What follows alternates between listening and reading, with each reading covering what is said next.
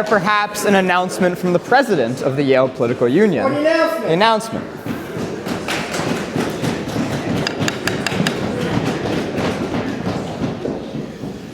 Dear members and friends, welcome to this evening's programming here at the Yale Political Union. This debate marks the halfway point in my term as the 184th president of this union. And so, Mr. Speaker, if you will allow me, I would like to take just a few moments to reflect on the past few weeks that we've had. I am honored to have hosted a former U.S. Secretary of Education, a former head of state, several prominent journalists, and a man who was shot in the back of a yellow cab.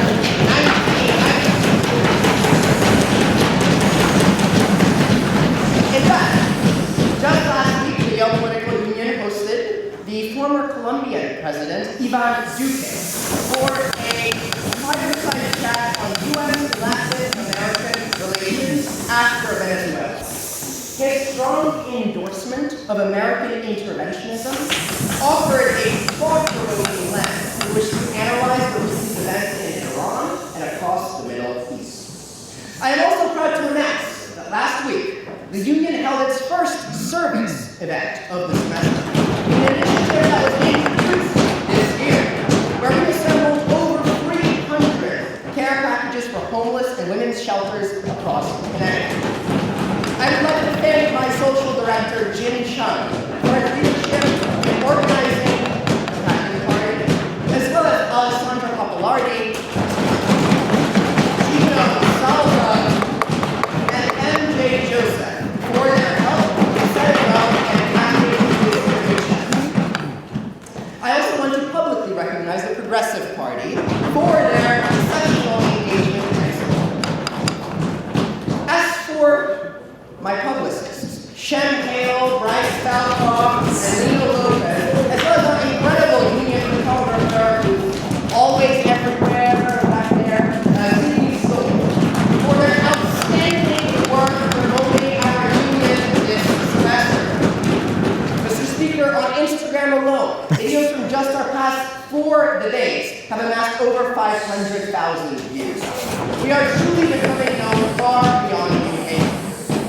Now, as for tonight's debate, Mr. Speaker, it is now my privilege to introduce our guest. Dr. Kevin Roberts is the president of the Heritage Foundation and is often referred to as the mastermind of Project 2025. Dr. Roberts earned his BA from the University of Louisiana, Lafayette, and went on to receive his MA and PhD in American history from the University of Texas at Austin. Before assuming his leadership role at Heritage, he served as the president of Wyoming Catholic College and as CEO of the Texas Public Policy Foundation. Throughout his career, Dr. Roberts has focused on advancing principles of limited governance, educational reform, constitutional originalism, and the role of civil society in sustaining American self-governance. Before we begin, I would like to remind everyone that Yale is committed to protecting free speech and peaceful dissent. Interfering with a speaker's ability to speak or the audience's ability to hear and see is not consistent with the university's free expression policy. Please note that Dr. Roberts will be giving opening remarks, and after just 5 brief student speeches, he will be delivering some closing remarks as well. Audience members are asked to stay the duration of the entire event, but if they must leave, they ought to do so quietly and respectfully. And with that, Mr. Speaker, I move that the Yale Political Union debate resolved. Liberalism has failed.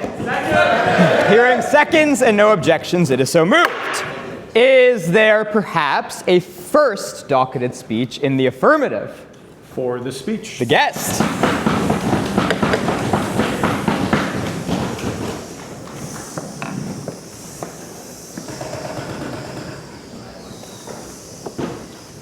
Thank you, gentlemen, for the invitation to be here. Thank you all for attending. I did something similar across the pond, as it were, and I can tell It's great to be at your very fine institution.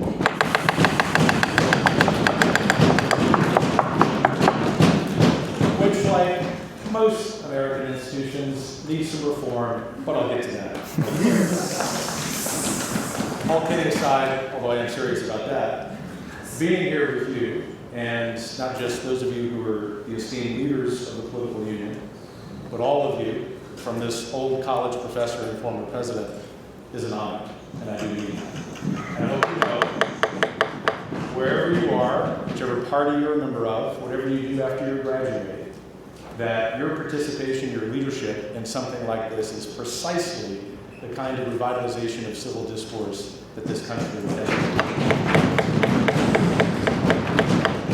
But I have to say, I am absolutely thrilled to stand here and enthusiastically endorse this evening's proposition, resolved, liberalism has failed. In fact, my enthusiasm stems from believing, as I will show, that liberalism hasn't merely failed.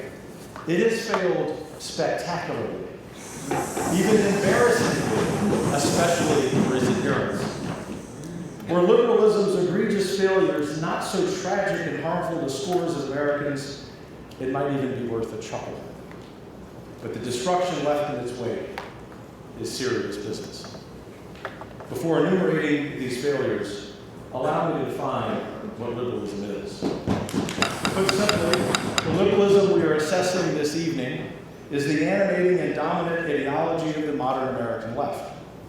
Long gone are the days when liberals merely advocated for an expanded state, the purposes of which, as they claimed, were to ameliorate the worst socioeconomic conditions among Americans.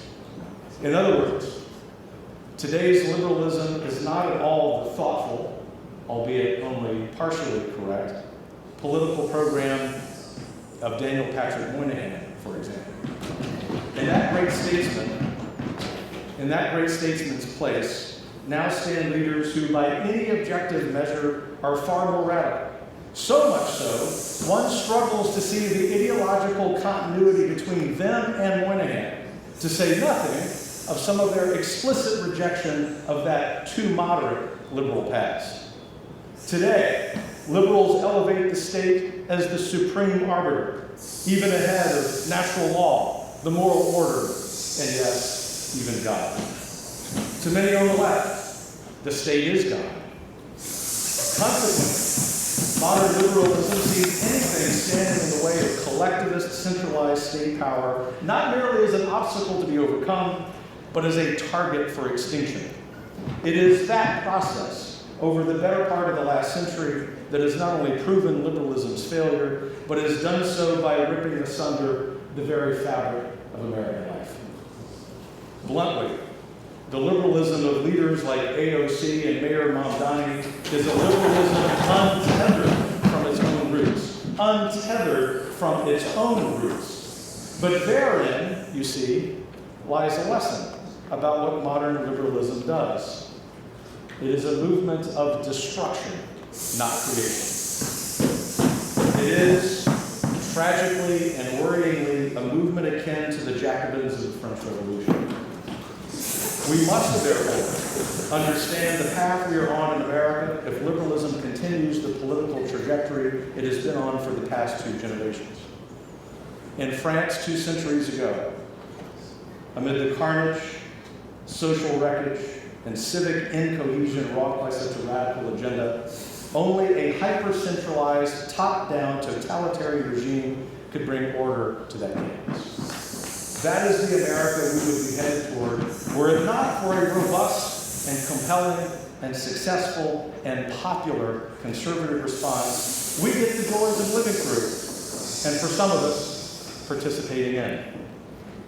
Before commencing the litany of failures of modern liberalism, let me say a few words about that conservative response, in particular as it relates to the resolution before us.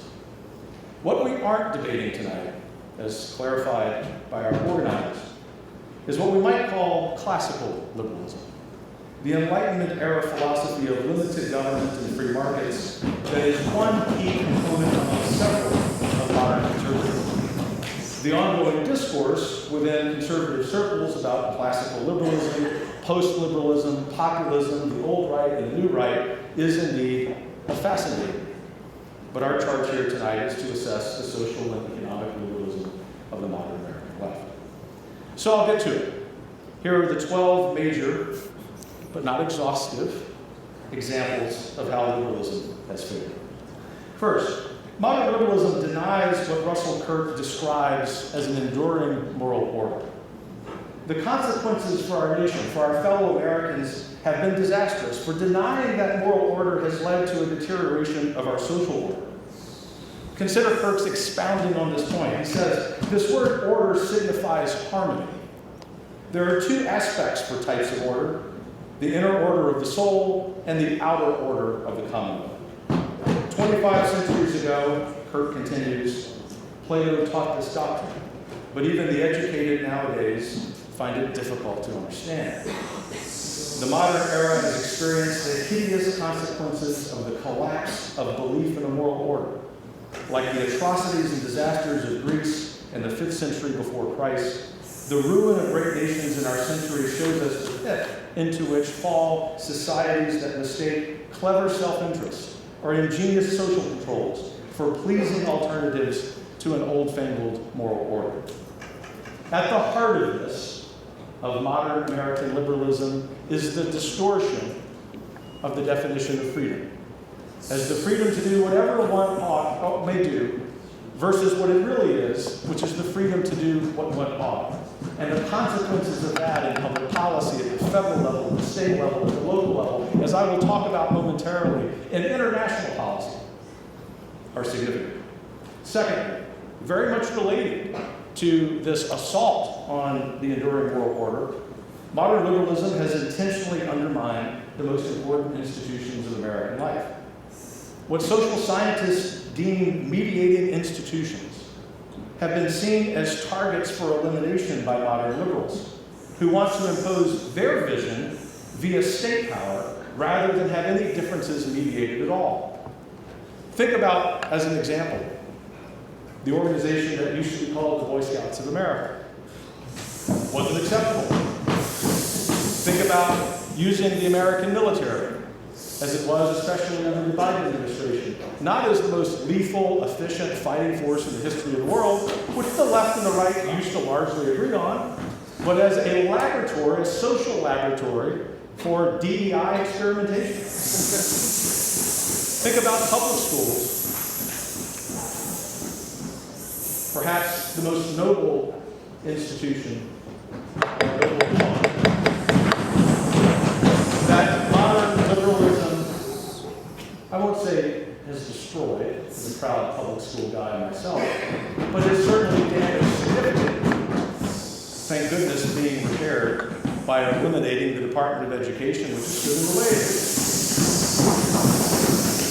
Think about colleges themselves. With all due respect to you personally and to your very fine historic institution, not accepting Yale University. Modern liberals see institutions as vehicles of state power so they can impose their vision. This has failed the American people. It has failed American school children. It's failed the American home. The most important of these institutions is the nuclear family. And it's on this point that I will spend a little bit of time, because it is the family, as you know all too well, that is the basis of society. But let me offer you a statistic from a recent public opinion survey. Consider from that survey that 85% of self-described liberal Democrats disagree with the following statement. Society is better off if people make marriage and having children a priority. 85% of self-identified liberal Democrats disagree with that. There's not in that statement a suggestion that you can't go to college, you can't go to Yale, you can't pursue other things you're interested in. It's a simple statement. It's been true throughout society. It's an astonishing and telling statistic about what the most ardent liberals truly believe. And they do so in spite of scores of academic studies by people on the left and people on the right that show by every measure, whether financial security, educational attainment, or just simple happiness, that being married and having children, if possible, correlates strongly to those positive outcomes. Through their policies, such as disincentivizing marriage and welfare programs, started in 1965 with the grossly misnamed War on Poverty, to using media to undermine popular support for the ideal, modern liberalism has disproportionately contributed to our demographic disaster in waiting. I'm not being hyperbolic when I say that with a fertility rate of 1.59, the United States faces a death spiral. Who will pay? Who will pay? Who will pay for all of those social programs that have been created since the 1960s? For that matter, how much more prosperity might we all possess today had modern leftists not succeeded in pushing to legalize abortion? The absence of 63 million Americans aborted since 1973 has had gargantuan consequences on the sustainability of the very welfare state created by them. Fourth, keep in mind there are 12. Modern liberalism has replaced religion with the state. Even the long-held liberal defense of religious liberty has been eroded. But the consequences extend to topics other than one's religious beliefs. Take, for example, the other religion of the left, climate change. It's true, isn't it? Yes, the mastermind of Project 2025 came here to speak the truth.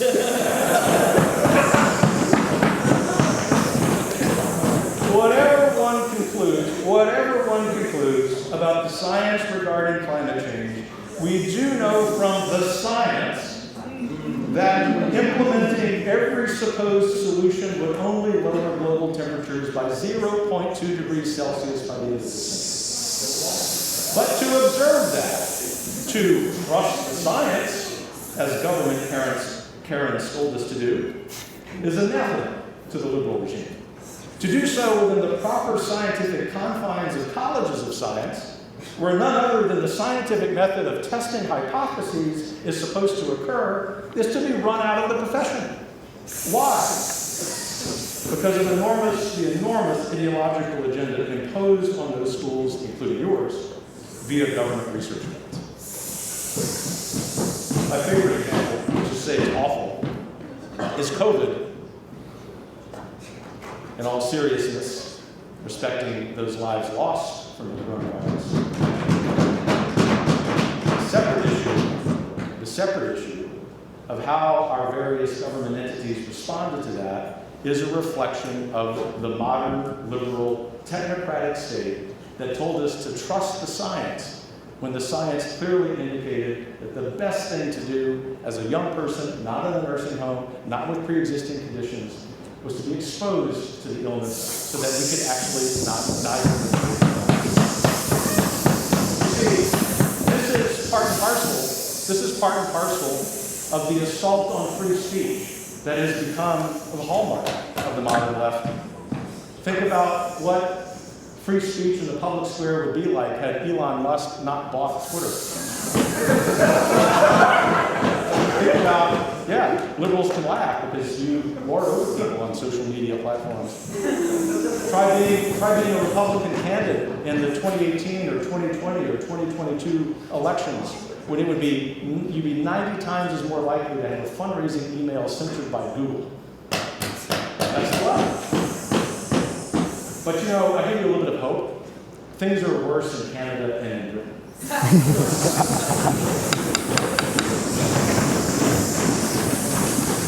Fifth, modern liberalism has created a dependency state, which has failed Americans by undermining the dignity of the human person. There is a long tradition in the West, and in particular in the Christian intellectual tradition, that the purpose of work is not merely or exclusively material acquisition. It's a fulfillment of one's gifts and participation in one's life. I anticipated fulfilling that expectation. In other words, friends on the left, friends in the center, friends on the right understand that, maybe to varying degrees. And it was none other than the late Pope Francis, not known as a political conservative, who observed, "There is no poverty worse than that which takes away work and the dignity of work."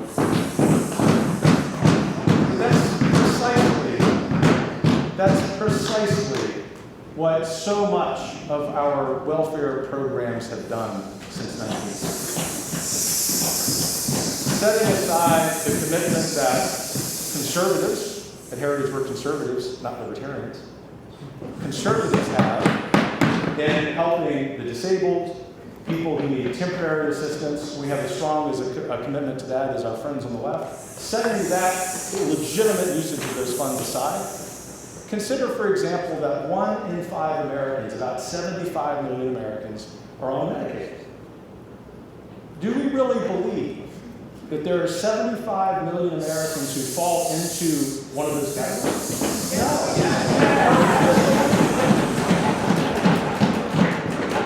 This has created the mindset that the state is the answer. But you see, that's precisely been the objective of many people on the left for the last several decades.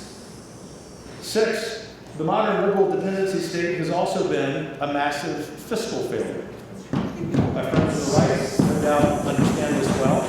But let me give a truthful acknowledgement to my friends on the left. The political right is almost as guilty of this. We have a national debt, as we meet here tonight, that's going to grow by billions of dollars. 37.2 trillion the last time that I checked. The left and the right have contributed to that. Political cowardice is the reason. On the right, especially in the 1980s, conservatives argued for massive defense spending. There was a good reason for that, to defeat the Soviet Union. On the left, since the 1960s, however, with no exception, the left has pushed for dramatic expansion of spending on social programs. Never, ever, ever being willing, other than with the slight exception in the 1990s by President Clinton, because one forced him politically to sign the welfare reward program. Has the left bent on that issue? This fiscal crisis has had major repercussions on our national security. However long the conflict in Iran goes, and we pray for the Iranian people, for our American service members. However long that conflict goes, America's ability to wage that conflict will be limited because we have been so poor at prioritizing our spending in our federal budget. This is something.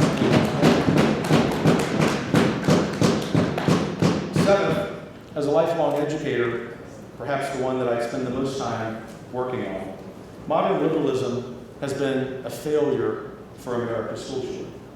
It doesn't mean that individual teachers, professors, good men and women who are politically liberal, who are great classroom teachers, are personally responsible for this.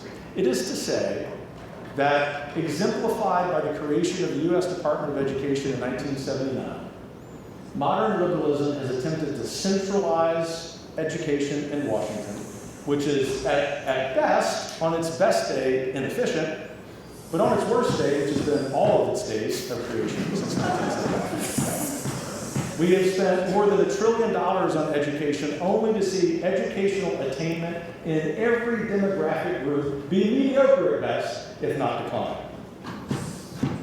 3/4 of our spending in education, and the United States, God bless us, is very generous with spending on public schools. It's a good thing. 3/4 of our spending in the last 15 years has gone not to teachers, but to non-instructional staff, many of whom have titles like the Assistant Associate Superintendent for DEI.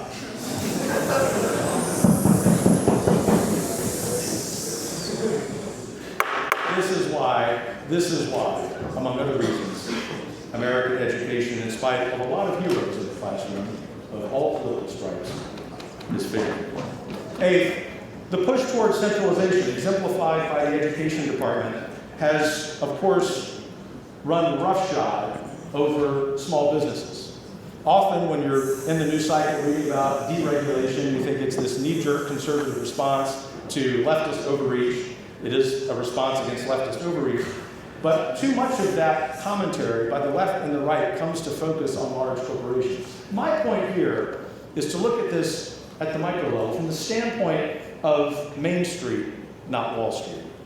And if you take one industry in particular, banking, think about how difficult it is to find a community bank. The good of a community bank transcends left and right. There were 12,000 community banks in 1990. It's a place where it's easier, for the most part, to borrow money if you're starting a small business, if you are local, if you're part of that community. But instead, because of regulation pushed primarily by the left, although aided and abetted by a couple of wrong-headed people on the right, community banks have been destroyed. There are 4,000 today. There have been, just in the last 4 or 5 years, only 20 or 25 that have been newly chartered. I use that as an example of this problem of over-regulation, which is a pet project of the left. Ninth, liberalism's push for centralization in Washington has come at the expense of local communities generally. You can think about a precise example of community banks, but here I'm thinking about the embracing of globalization, a project not just to the left, especially on a cultural and social level. Some people on the right see globalization as more important than local communities. But keep in mind, we're here tonight talking about the failures of liberalism. Here I would suggest an olive branch. Maybe all of us, whether on the left or the right or in the middle, need to be rereading Wilhelm Röpke's Humane Economy, in which there are thoughtful criticisms of the free market, but not wholesale rejection of the free market.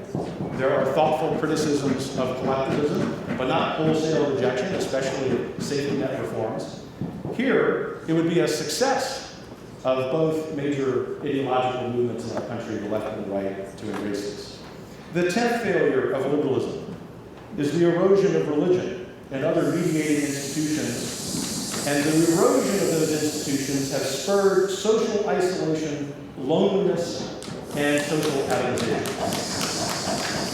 There are many factors, to be sure, not just modern American liberalism, but it is disproportionately important here. We happen to know that these patterns can be found most easily, most readily, most clearly in Marxist countries, and countries that have adopted political programs like the American one. Consider what Röpke says.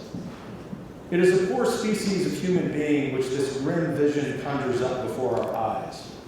Fragmentary and disintegrated man, this end product of growing mechanization, specialization, and functionalization, which decompose the unity of human personality and dissolve it in the mass, an aborted form of man created by a largely technical civilization. A race of spiritual and moral pygmies, lending itself willingly, indeed gladly, because that way lies redemption, to use as raw material for the modern collectivist and totalitarian mass state. We must revitalize our local communities. We must revitalize our civic life to offset the damages of liberalism. 11th, liberalism hasn't just failed America's local communities. Its emphasis on the Wilsonian community of nations has led to an absurd deterioration of American power abroad, at least until one Donald Trump was elected in 2016. Decreases in defense spending, legendary under Obama's years, same under Biden. Obama's apology tour, an absurd, ridiculous groveling to dictators around the world. But all of that is topped by a continuous, decades-long embracing by the American left of supranational organizations like the European Union, the World Health Organization, the United Nations, over our own sovereignty as nations. But look, it gets worse. The 12th is even worse. That weakness in international policy has translated directly to undermining the social order and security at home. Liberals lax border policies, a purposeful agenda to insert at least 11 million illegal aliens onto our voter rolls has been a disaster. At least 300,000 of those illegal aliens were known felons. We lost track of, the Biden administration lost track of 300,000 children. Fentanyl, coming across the southern border in particular, the leading cause of death for Americans aged 18 to 35 in the last half-decade. The Chinese Communist Party infiltration of institutions across our country, including this. You tell me to trust the news, it's what I'm doing. How about, in all seriousness, the Afghan illegal who killed one National Guardswoman and wounded another? How about in Austin last weekend? A Sierra Leone national whose paperwork is suspicious, shall we say, wearing a pro-Iran shirt, chanting apparently pro-Iranian messages, massacring our fellow Americans. And how about worse still, to bring this home to roost, that modern liberalism has failed local government? The news today that the 3 police officers who so heroically killed him now must get legal representation because the Soros-funded Austin district attorney is part of some nonsense called the RIM Collective, in which every time a policeman uses the use of force, he must go before a grand jury. That's what it is. But you see, it's even worse.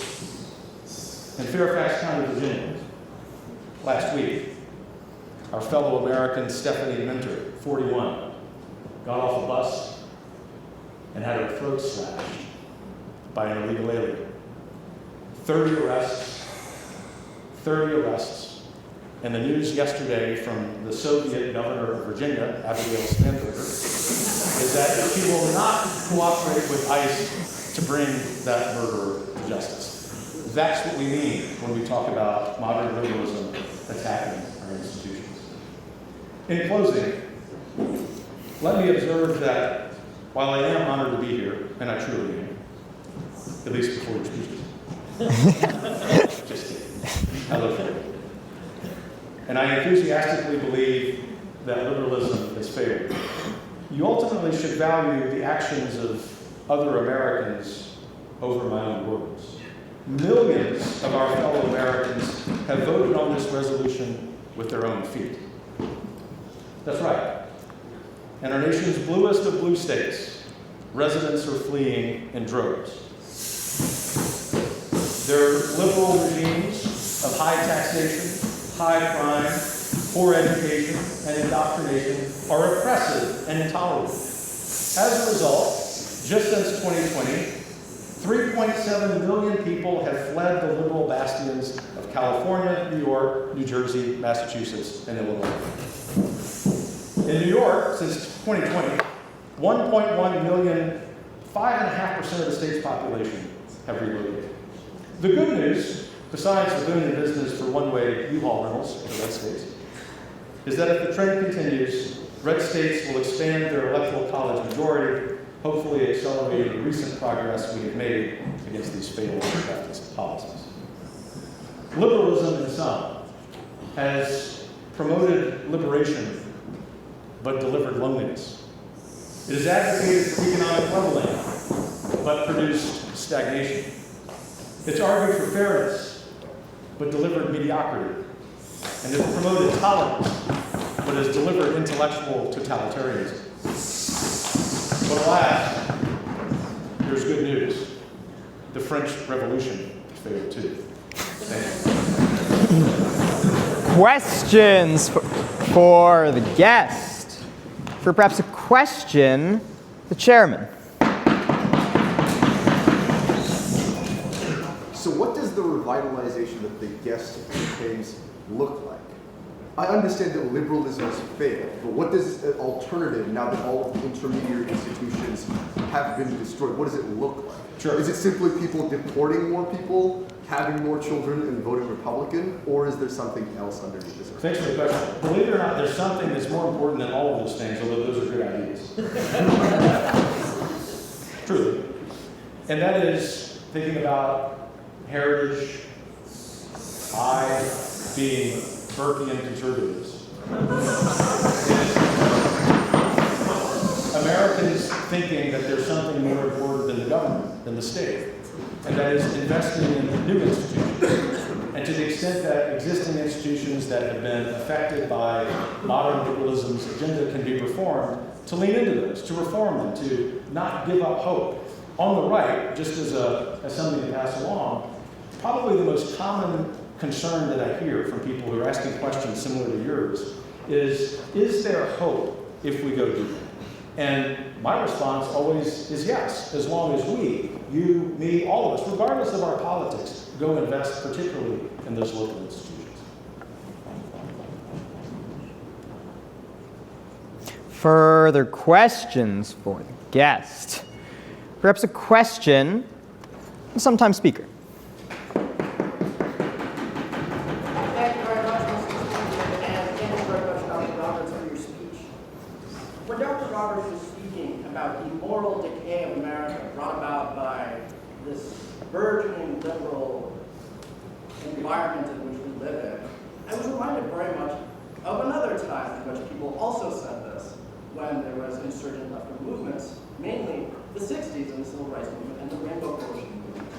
And when people said the same thing back then, not just in terms of the degradation of society, but also in the falling of religion, the falling down into this sort of hedonistic, atheistic state of being that would ultimately lead to the collapse of society.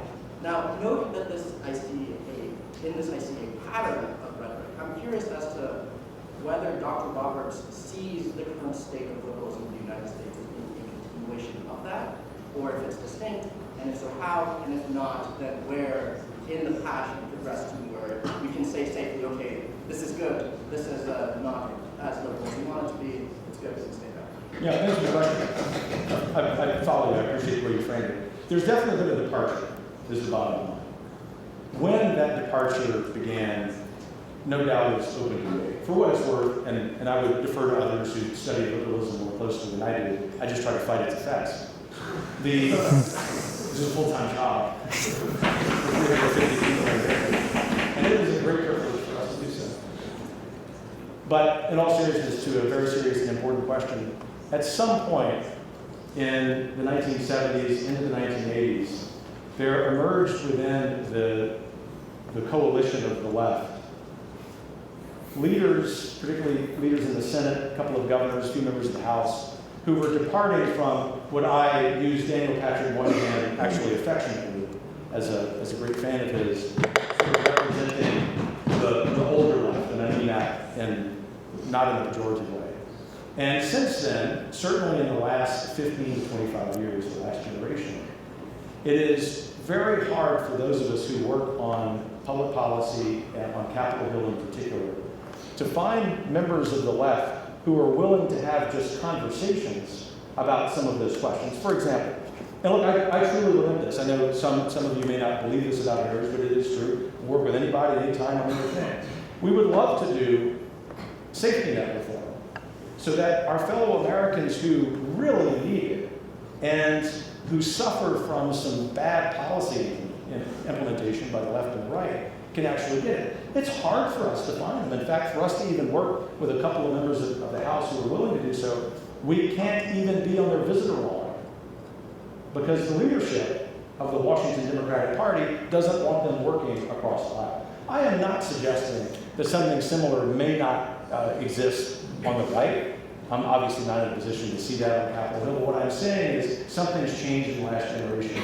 It is intensified under the last two liberal presidencies, and it's fully my expectation, which is to tell you something that you know, you're all very smart, that in 2028, it's highly unlikely that any left of center politician who's in that Moynihan tradition would have any chance whatsoever of being a Democratic nominee for president.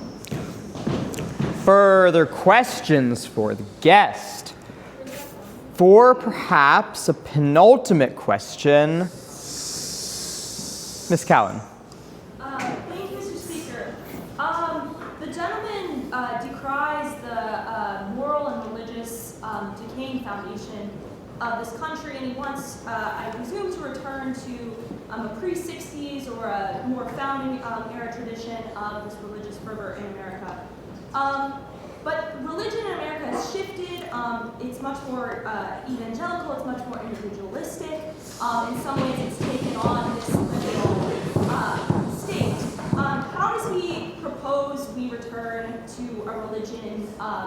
Is it a more evangelical religion, more individualistic religion? Is it less so pre-60s? If the gentleman has your thoughts. Thank you, ma'am. Very fair question. I don't want to return to anything. I want a future in which Americans understand that our governmental system, the founders of our governmental system presupposed a virtuous and religious people. And in the 1960s, to piggyback a little bit on the gentleman's other good question, church attendance at that time, and even in the 1960s, as some of the rhetoric of critique was similar to today, was much higher than it is today. And so I'll leave it to Americans in a society that is pluralistic to choose which faith tradition they pursue. But you have to understand, we're not going to reestablish, revitalize our civic institutions if we look to something other than religion to give us a source of truth. Government's not going to do that. The public schools aren't going to do that. Both will be better off if we have a revitalization of them. So let me also say, and I don't mean this man in any argumentative way, quite the opposite, but it's not true that the fastest growing segments of religiosity are toward evangelical tradition or the more individualistic traditions. Actually, the liturgically conservative traditions of Orthodoxy and Roman Catholicism are very great. And why is that? I say that not merely because I'm a Roman Catholic, but I respect everyone's right to worship or not worship as you like, but because it's true. But because what are they looking for? They're looking for what modern liberalism has taken from them. A belonging to an institution, whether it be a church or an association or something. That's what we ought to be able to agree on across our religion. For perhaps a final question, Ms. Nussbaum. Thank you, Mr. Speaker. I think the gentleman for his speech, what I was particularly taken by was your take on education and how the Department of Education has been funding non-teacher staff.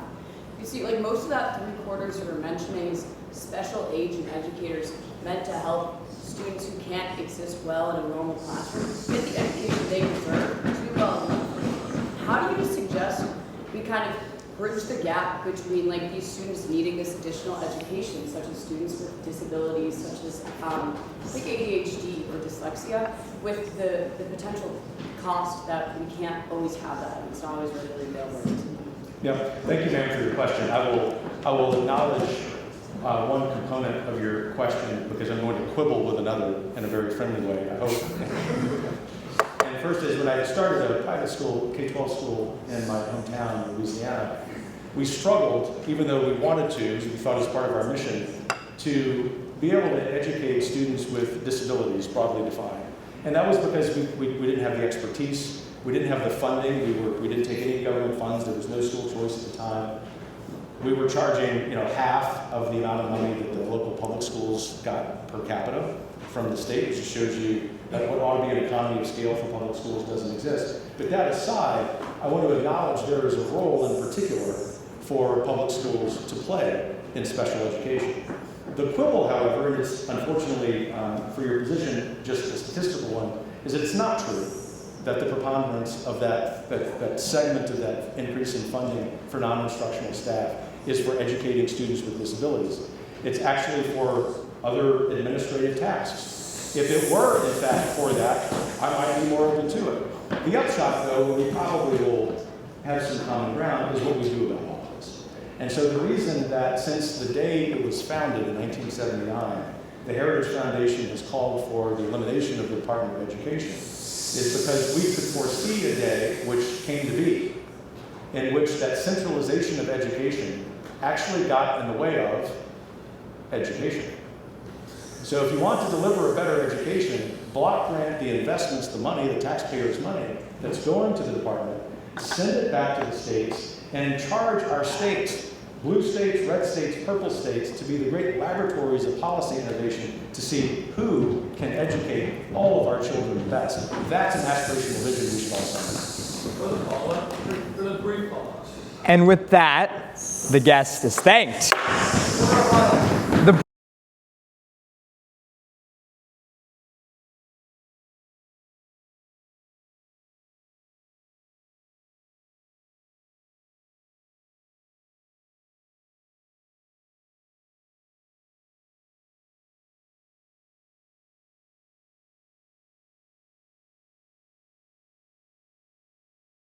On this resolution rests, but I have to say there is one point I have to address, and I mean this respectfully as your newfound friend, truly.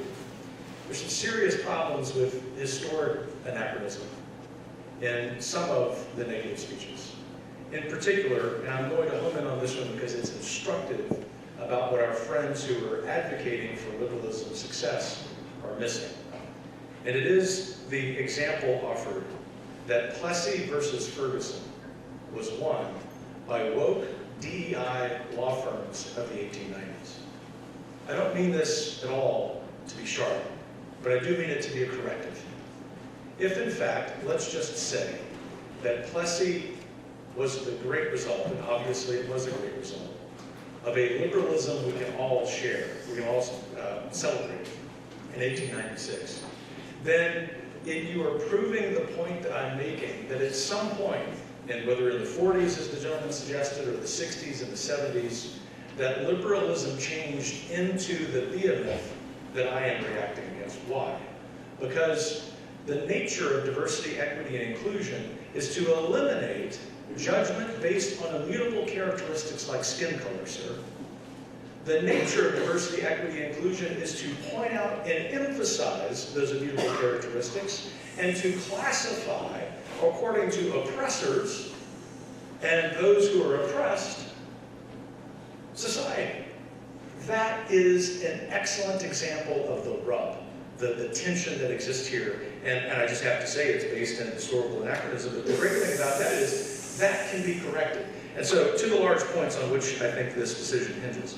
First of all, a couple of excellent questions, if I may say, about what happens when liberalism runs up against institutions of civil society. For those of us who describe ourselves as Burkeans, that's the central issue. That is the issue.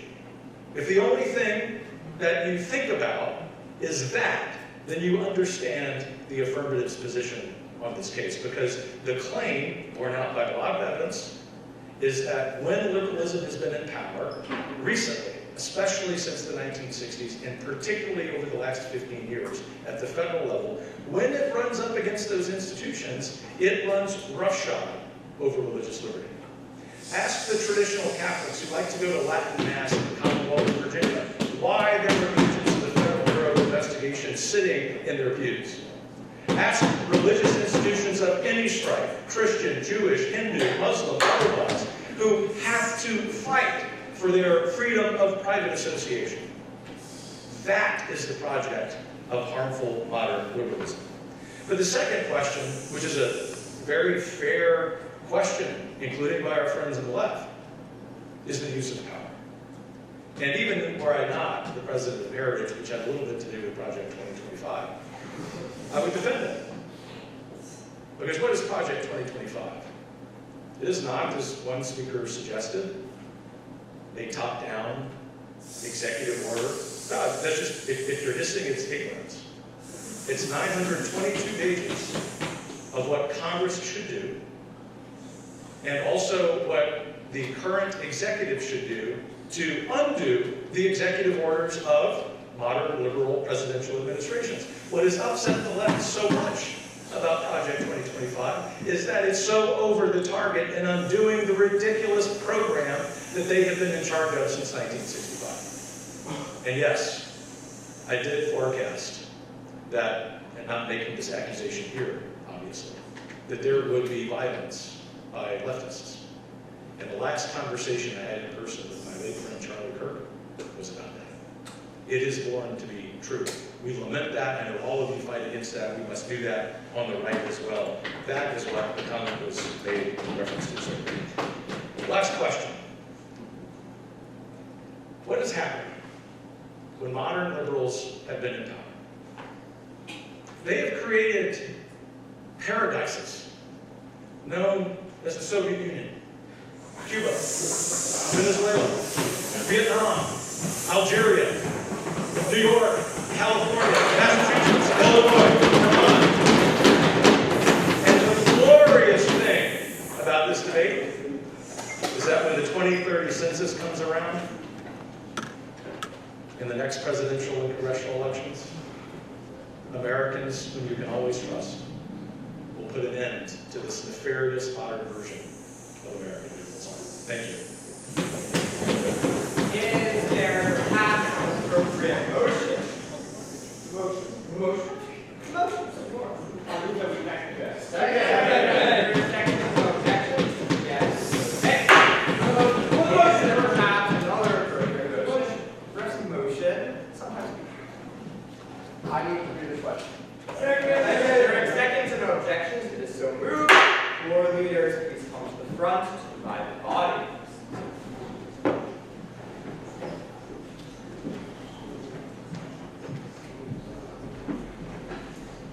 All those in the affirmative of the resolution, resolved liberalism has failed, please raise your hand.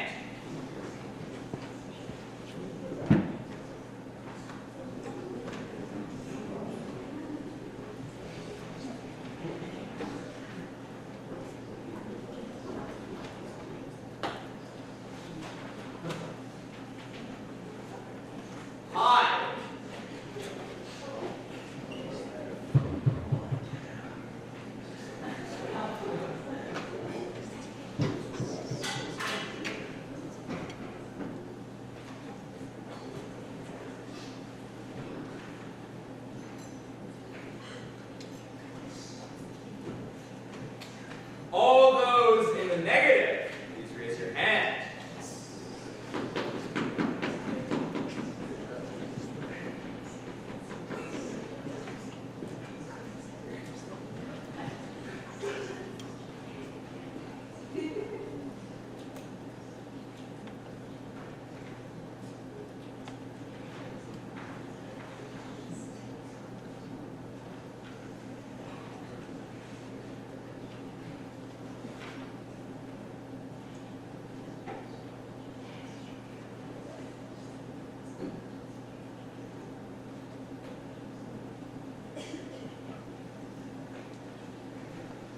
All those abstaining.